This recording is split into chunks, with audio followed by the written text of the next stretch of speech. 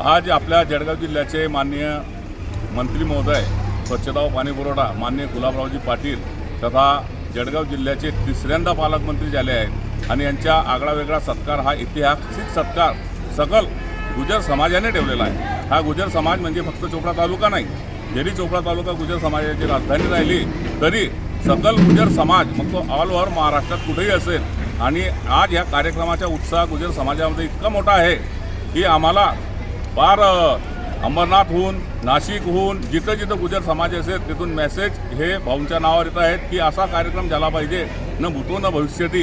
कारण भाऊवर प्रेम करणारा गुजर समाज आज बहुसंख्येने आज तिथं जमा होणार आहे।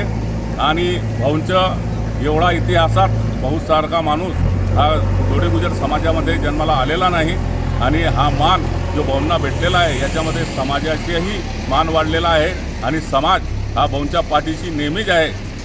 म्हणून आज जो कार्यक्रम सर्व या कार्यक्रमाला कोणताही अध्यक्ष नाही, कोणतीही समिती नाही, कोणीच नाही, हा कार्यक्रम सर्व मिळून आहे। याच्यामध्ये कोणाचीच समिती नेमण्यात आलेली नाही आणि लोकांचा उत्स्फूर्त प्रतिसाद पाहून आज हा आगळा वेगळा कार्यक्रम सर्व गुजर बांधवांनी ठेवण्याचा हा प्रयत्न केलेला आहे।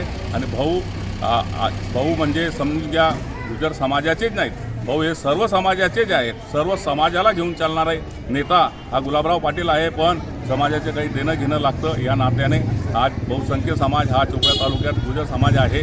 त्यामुळे भाऊंचा सत्कार हा चोपडा तालुक्यात झालाच पाहिजे या भावनेतून आम्ही हा सत्कार सोहळा ठेवलेला आहे।